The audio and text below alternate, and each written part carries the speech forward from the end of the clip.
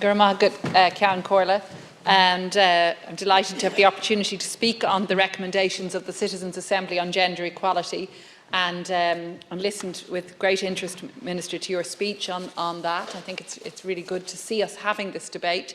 And I must say, delighted to read the recommendations of the Citizens' Assembly in April. I think that what they have done is set forward with the 45 recommendations a really visionary manifesto for change and for a genuine society based on gender equality. And you yourself have quoted their open letter in which they made clear their intent. And it is inspirational. And I do want to join with you in acknowledging the immense commitment and work done by the 99 citizens and Catherine Day as Chair of the Assembly in carrying out their work through COVID and adapting so swiftly to move to working online.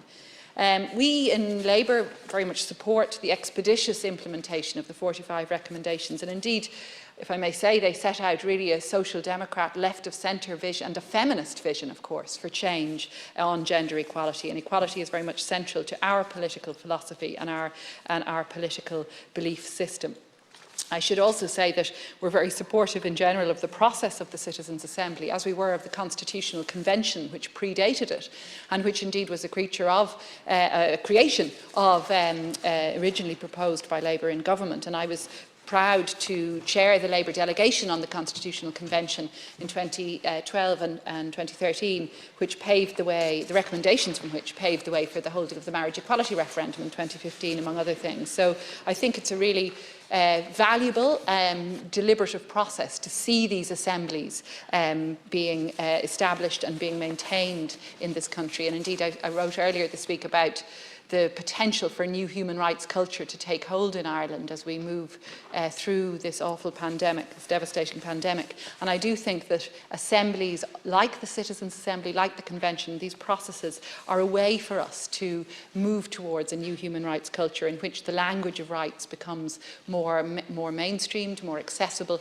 and in which we move to a new vision for rights that are not just the first generation civil and political rights, which also move beyond those more limited views of rights to a more substantive form of rights, that is socio-economic rights, which place positive obligations on the state to intervene to provide for greater equality.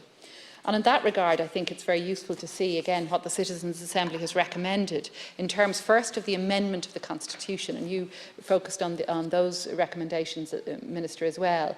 Their recommendation to amend Article 40, subsection 1 to refer explicitly to gender equality and non-discrimination builds on similar recommendations made by other expert groups. And indeed, we might reflect that the Irish Free State Constitution had a guarantee of equality that did include the words without distinction as to sex, so was more cognizant of gender as a ground of discrimination, of the need to provide specifically against gender discrimination. And I do think that would be a very welcome amendment to have, to include. You asked specifically for the views of members in this House, Minister, on the second recommendation as to amendment of the Constitution. That is the recommendation that Article 41, subsection 2 be amended so that the language would be rendered gender neutral. And we might reflect how extraordinary it is that in 2021 our Constitution still speaks of women as having life within the home and of mothers as having duties within the home. Not only is that absurdly discriminatory towards women and reflecting, as the Irish Human Rights and Equality Commission have said, a perpetuation of gender stereotypes, but it's also discriminatory against men who, of course, who don't have any recognition of their paternal role, so we don't see any reference to fathers, and that, again, it needs to be changed.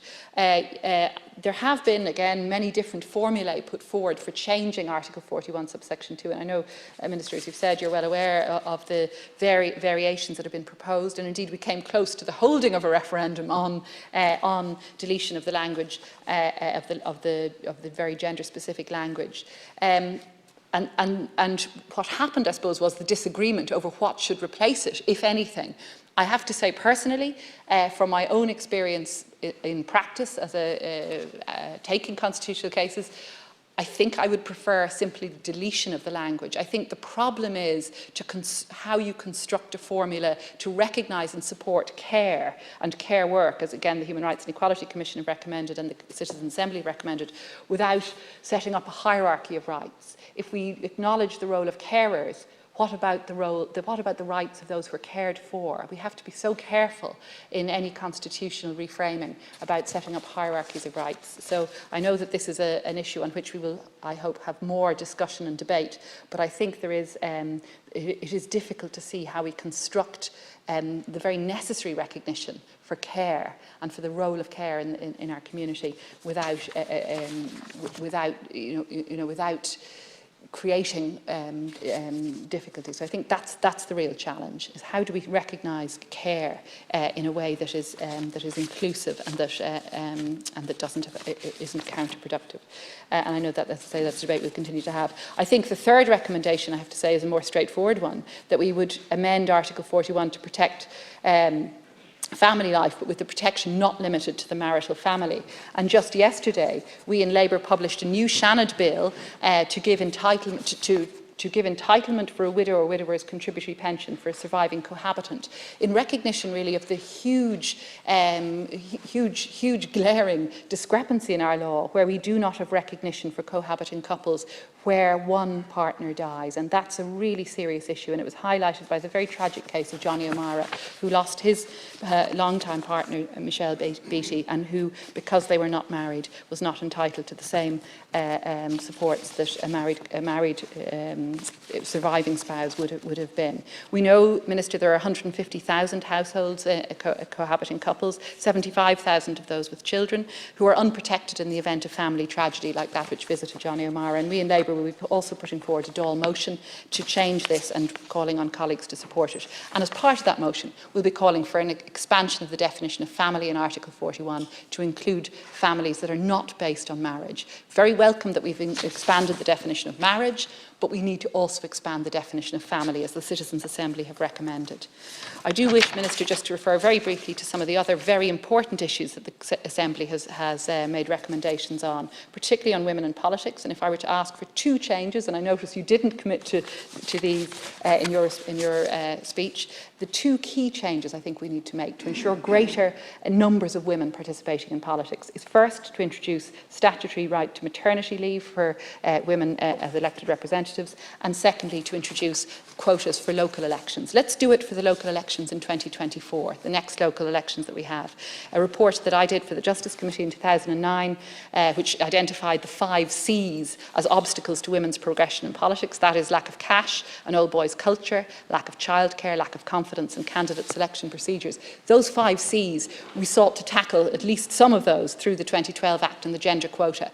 And that's been somewhat effective in the elections since, but we still see, the numbers of women TDs are very, very low by international standards. My election in July is only the 37th woman in this Dáil, Erin, only increased our proportion of women to 23%. So we're still at a shockingly low level of women in politics, and we need to see more positive action measures. And those two, I think, should be done, and they're both very key recommendations of the Citizens' Assembly.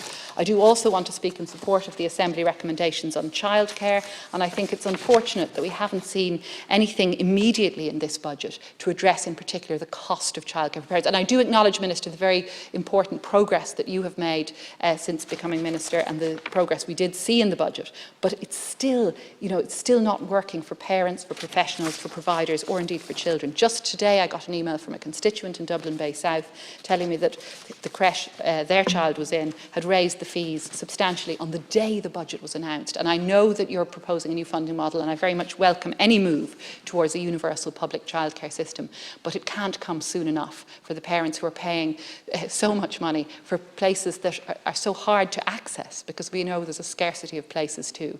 So we in Labour have called for an equal early years policy, a Donna O'Malley moment, to move us towards a system where every child in Ireland is guaranteed a free place in childcare. We know that so much inequality stems from that disadvantage in the early years, and we do need to tackle that, Minister. And I think, again, as with so many of these other 45 recommendations, the Citizens' Assembly has given us a very clear pathway for change in Ireland, this vision of change towards a society in which women and and men are genuinely equal, where we can say that we're a society in which citizens and all of us resident in this republic are truly valued as equal in our republic. And unfortunately, that hasn't been the case for far too long. And I know I'm running out of time. I could say a lot more in terms of the gender pay gap, which I'm glad to see we're tackling finally. But again, we in Labour had brought forward legislation on this some years ago that should have been brought in by now.